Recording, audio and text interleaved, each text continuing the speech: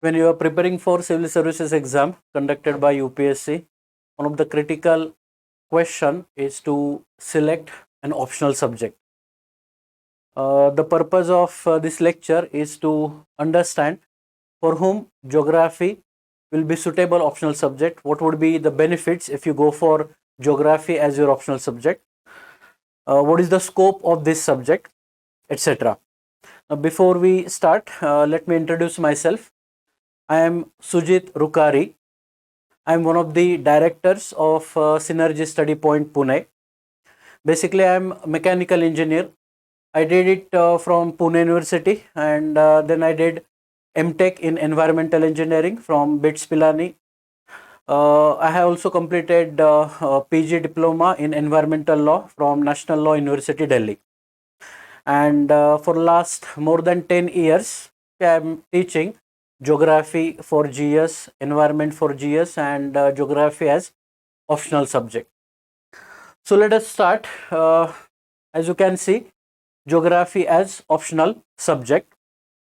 Starting with the basic question, what is geography?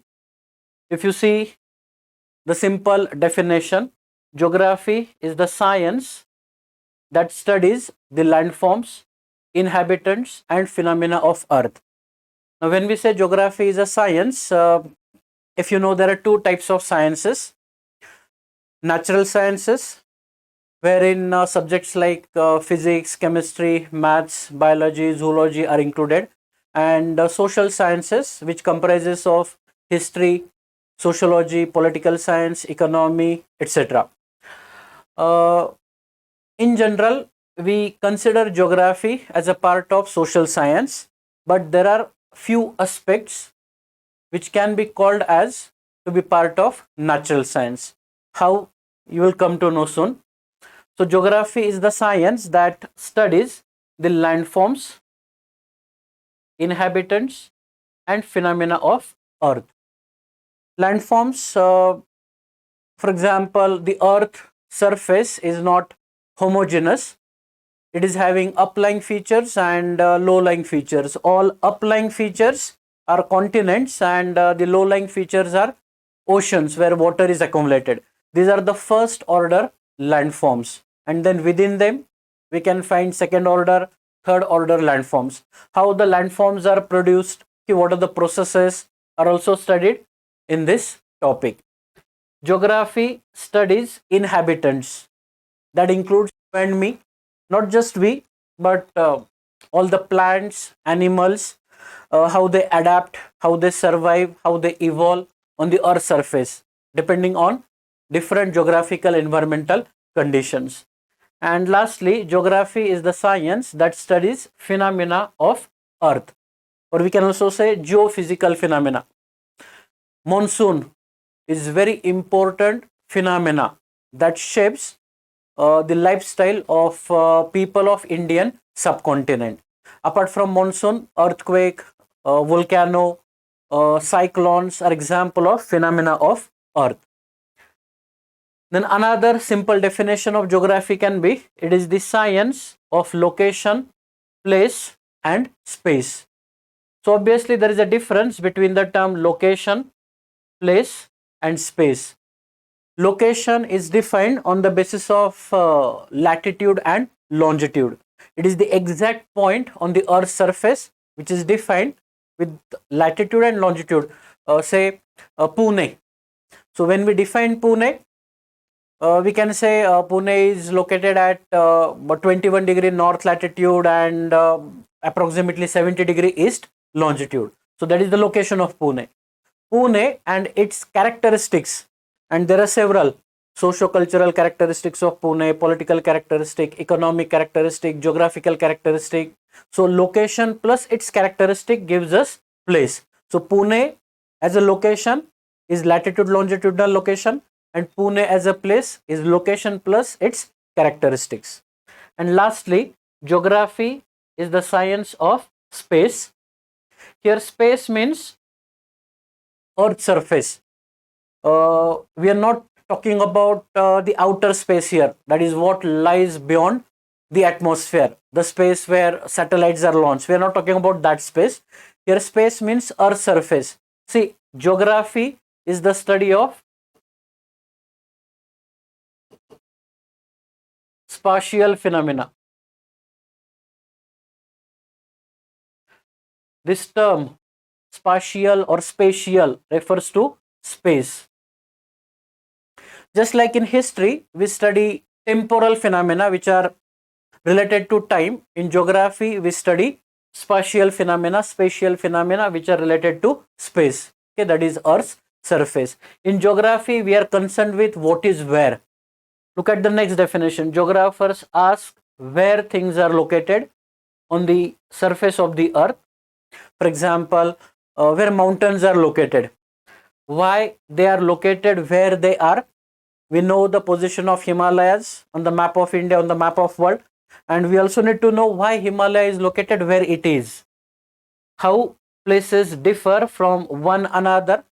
How Himalayan topography is different from the northern plain topography, which is just 100 kilometers south of it. And how people interact with the environment. Now we interact with the environment. It doesn't mean we talk with the environment. Environment is our surrounding. Simple definition of environment is the physical surroundings of an organism is called as environment. And our interaction with the environment is because we want resources which are present in the environment to grow, to develop, both economically, socio-culturally. We need resources from the environment. So this is our interaction with the environment, and in turn humans also influence the environment, mostly in negative sense. Okay, and because of which environmental pollution, degradation is happening. Okay, so this is what we study in geography. This is simple meaning of the term geography. More about geography. Geography as a subject, as a discipline, can be split, can be classified into two: physical geography and human geography. These are the two main branches of geography. If you see your syllabus given by UPSC, in paper 1, there are two sections. Section A is about physical geography and section B is about human geography in paper 1. And paper 2 is physical and human geography of India. So let us see what is the difference between physical geography and human geography. Definitions are given here. The former, that is physical geography, examines the natural environment and how organisms, climate, soil, water, landforms are produced and how they interact. See, the difference is physical geography is the study of natural environment, whereas the latter, that is human geography, is the study of built environment. We had defined the term environment. Physical condition surrounding an organism is called as environment, and there are two types of environment: natural and built environment. Now I am standing here in this studio. It is example of my environment, which is built environment because created by humans. But somewhere in the jungle, think from the perspective of a tiger and the surroundings of tiger. Those are example of natural environment. So everything which is created by humans is built environment. The settlements, cities, towns, villages, they are built environment. Agricultural fields are example of built environment. Factories, infrastructure, dams, reservoir are example of built environment. So this is the difference between two. Physical geography studies natural environment, whereas human geography focuses on the built environment and how humans create, view, manage and influence space. And again, space here means earth surface. It is not the outer space. So how humans influence the earth surface and modify the space for the own benefits, advantages. Okay, that is the study of human geography. Difference between these two fields or approaches, that is physical and human geography, led to third field called as environmental geography, which combines physical and human geography and looks at the interactions between the environment and humans.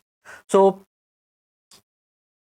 combining two is the third field of environmental geography, but for the purpose of our syllabus we study environmental geography as a part of physical geography. Okay, we don't have a separate section for environmental geography in the syllabus. It is a part of physical geography itself.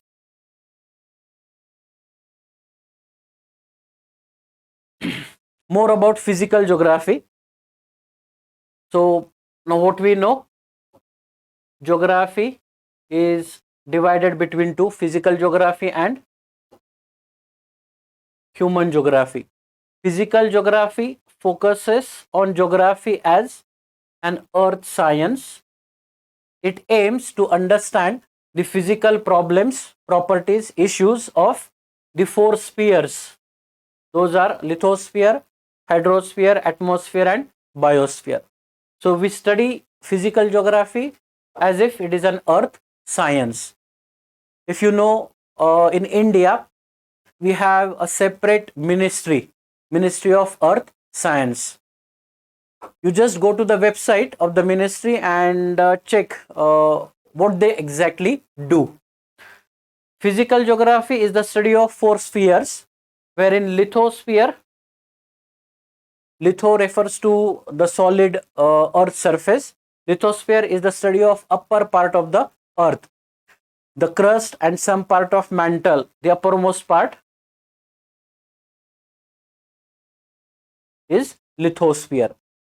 So that comes under physical geography. The landforms are part of lithosphere. Then we study hydrosphere in physical geography, which consists of all the kinds of water bodies. As shown here, you can see the clouds, rainfall, oceans, groundwater, glaciers. They're all part of hydrosphere. Atmosphere, where atmo refers to air. It is the mixture of gases, and we even have some solids and liquids along with the gases that envelop the earth's surface. So the mixture of gases and some other particles held due to gravity with the earth's surface is called as atmosphere. Many of the geographical phenomena happen in the atmosphere, like the cyclone formation. And finally, biosphere, global flora and fauna patterns. Now, within lithosphere, hydrosphere, and atmosphere, there are a number of plants and animals. Together, it is called as biosphere. So, the term biosphere have two meanings. For some, biosphere is only flora and fauna, only the biotic environment. For some others, biosphere is everything: lithosphere, hydrosphere, atmosphere, plus all the plants and animals living in it. Let us see the scope of physical geography in our syllabus. If you see the syllabus, you will find physical geography is divided into subfields like geomorphology, climatology, oceanography, and there are a few more.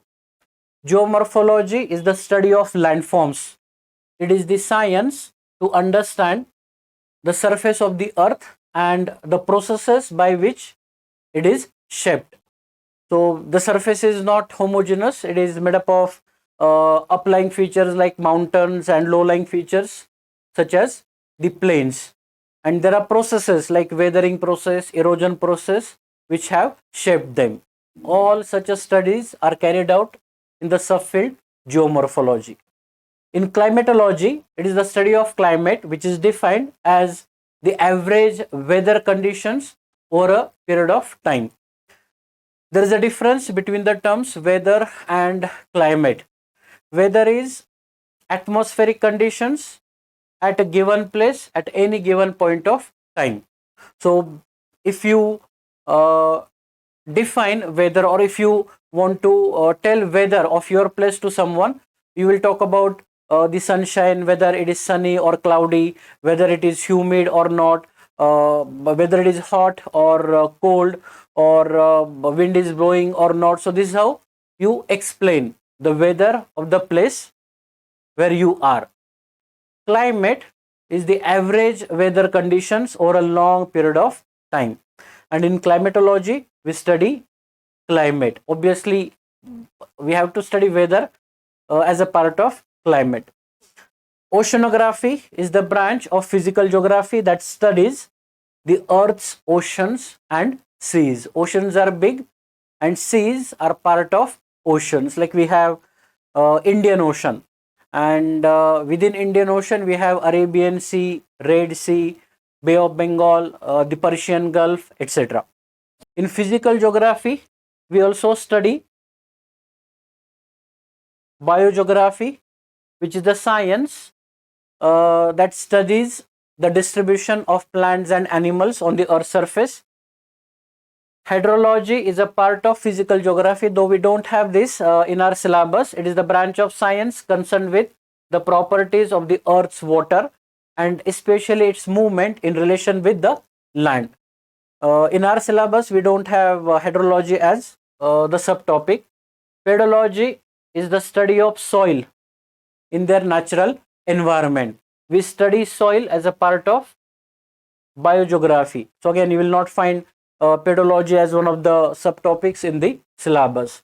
And finally, environmental geography. I already told you that we are going to study environmental geography as a part of physical geography. So in short, under physical geography, we have to study 5 subfields: geomorphology, climatology, oceanography. Fourth one is biogeography, and fifth one is environmental geography. So this is the scope of physical geography in geography as an optional subject. Now this is just one of the 2 branches of geography. The second one is human geography. So let us see the scope of human geography. It is divided into several subfields like population geography, cultural geography, settlement geography, etc. Okay, we'll discuss them one by one. Population geography, also called as demography, is the study how the population grows, how the population is distributed, what is the composition of population, and not only that, how it relates with the Earth's surface.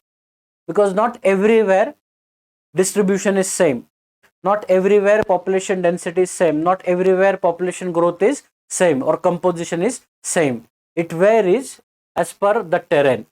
So that is studied under population geography. Cultural geography is the study of relationship between cultures and spaces and places. What do you mean by culture? Culture is what the individual does, like what is the religion that I profess, the language I speak, the caste I belong to, the race I belong to, the clothes I wear, the food I prefer to eat.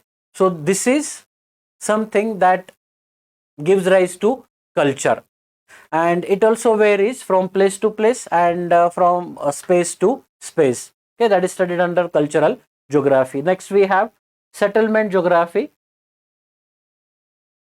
So at some point of time in human history, our ancestors decided to settle at some place. Now there was no need to just move here and there in search of food, water, etc.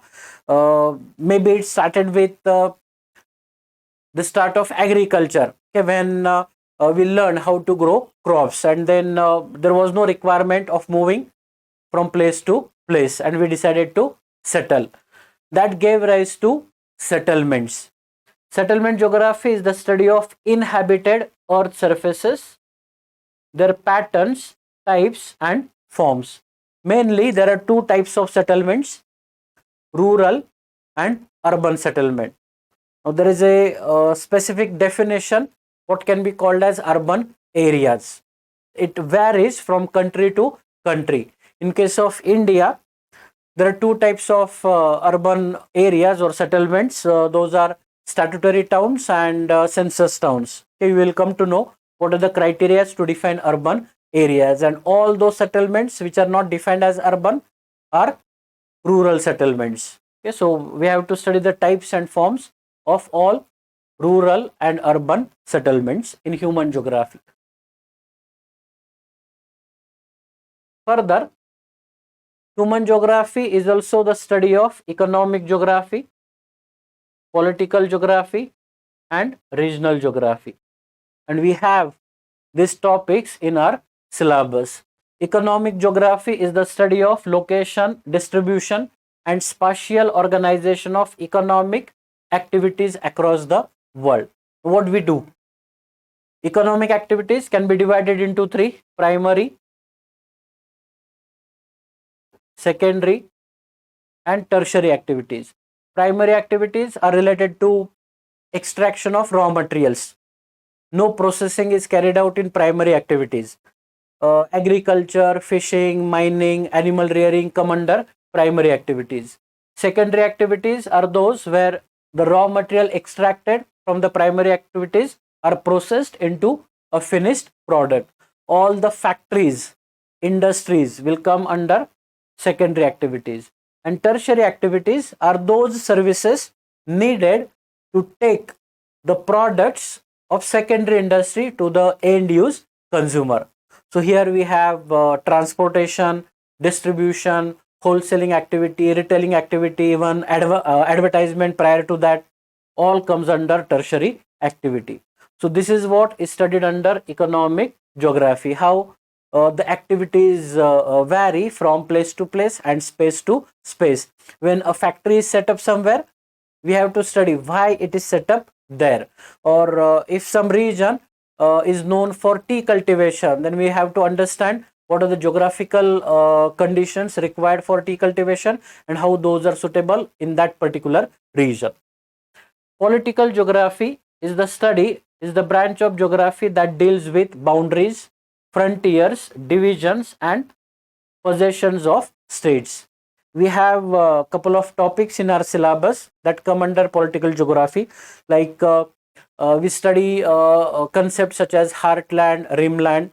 Then one of the syllabus topic is boundaries and frontiers. Boundary is definite line on the political map that separates two states or countries.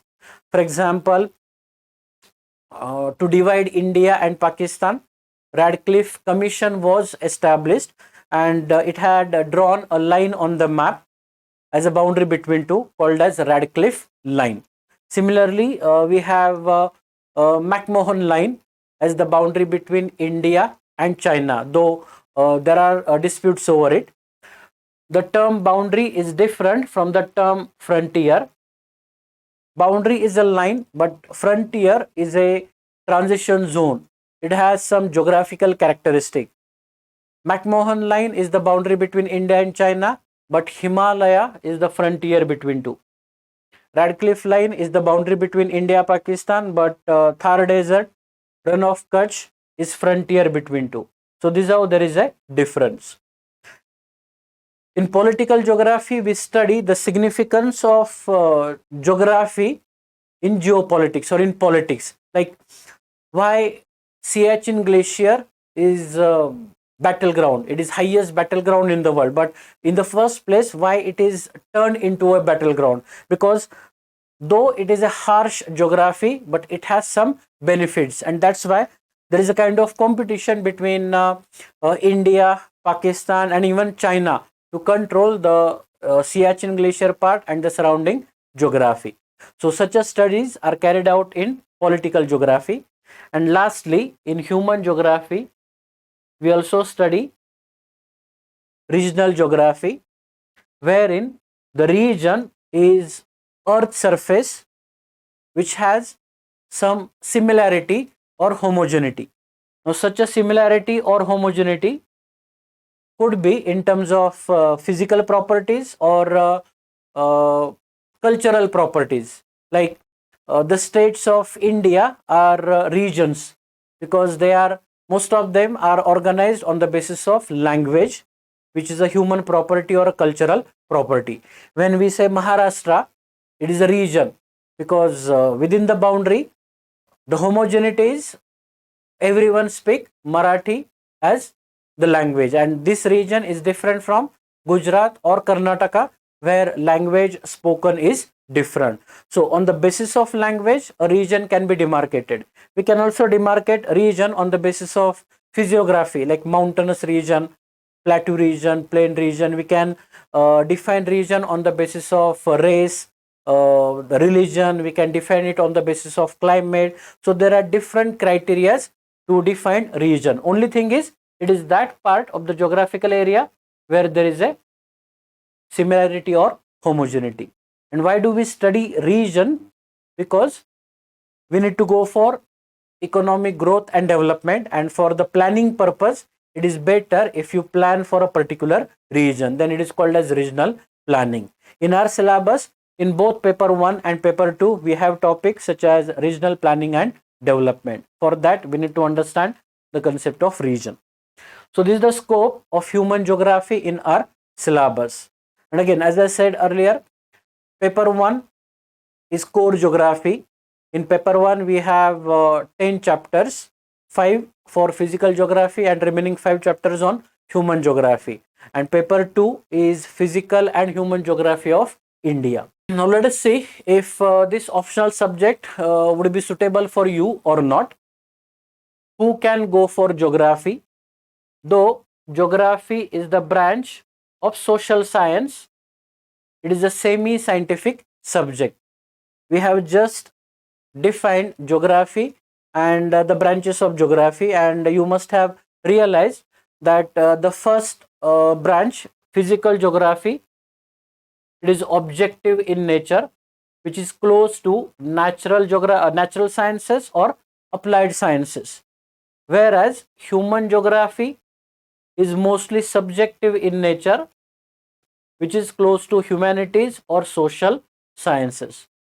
So in geography, we have aspect from both natural sciences and social sciences, and therefore the subject is suitable for both the students who are from arts background or those who are from science background, including engineering, or even if you belong to medical science, then geography can be suitable subject for you. Why to go for geography? First, it is one of the most popular subjects. If you analyze the UPSC annual reports, okay, for past couple of years, you will come to know even today 20% students of all those who appear for mains choose geography as their optional subject. So that spells out the popularity of this subject. You can find many toppers with geography as their optional subject, and I'm proud to say that I have guided many geography students who have secured very good rank. Just 2 years ago, one of my geography student stood all India. He was all India rank 3. His name was Junaid Ahmed. It is one of the safest optional subject. Mark variation is not too high. Means it will not happen that this year means you get very good marks in geography, and the next year means you get very low marks. This may happen with some other subject, okay, where lot of subjectivity is involved. But geography is also having considerable objectivity in it. So with base level study, it assures at least average marks. Means if you are appearing for the paper which is having 500 marks weightage, then it is easy to score average or more than 250 marks, okay, with the base level study. More importantly, geography helps in both prelims and mains. In prelims, it accounts for 25 to 35 questions out of total 100 questions. Means if you combine both geography and environment questions, you will find the weightage is this much. and no other subject is having this much weightage so as to clear prelims exam. It also helps in main exam. It is there in GS1 and GS3. GS1 consists of geography and society, along with the topics such as history and culture. So these two topics of GS1, geography and society, are automatically studied if you have geography as your optional subject, and the weightage of these two topics is almost 150 out of 250 in GS1. Okay, these two topics account for 150 marks. If you have geography as your optional subject, then this much marks are secured, okay, without any additional study. Automatically studied with geography as your subject. It is also there in GS3. If you look at the GS3 syllabus, then there is a topic agricultural economy. So again, this is studied in geography. In GS3, we have topic of environment and also disaster management. Okay, so environment and disaster management are studied in geography as optional subject. So GS3 is taken care of, the large part of GS3. And if you look at the weightage, again, you will find almost 100 marks are from these topics in GS3. So we have 150 from GS1 and 100 from GS3, as well as 25 to 35 marks in prelims. So this much benefit is there if you have geography as your optional subject, and probably that is the reason it is most popular subject. Most number of students who appear for mains opt geography as their optional subject. Few more advantages why you can go for geography. It also helps in essay paper. Many times at least one of the topics in essay question paper is related to geography. Maybe it is related to climate change or biodiversity or food security, okay, or disasters. Okay, then your geography preparation helps you in writing essays also. In geography question paper, there is one compulsory map question. Now this is associated with paper 2, okay, that is geography of India. Though in last few years weightage of this map question has gone down, but to answer map question saves a lot of time, obviously, if you have prepared well, and it guarantees good marks also. So it helps in increasing your score, okay, if you have prepared well in mapping. And if you want to go for geography as your optional subject, then you must have interest in reading atlas and drawing maps, or locating things on the map and atlas. The study material of this subject is easily available. It is concise. You don't have to read many books. Okay, just a few books, like 4 or 5 books for paper 1, paper 2 would be sufficient, and there is a lot of easily available study material. Finally, guidance. I am there to help you. If you are comfortable with me, okay, then I'll be more than happy to guide you in your journey to get selected in civil services with geography as your optional subject.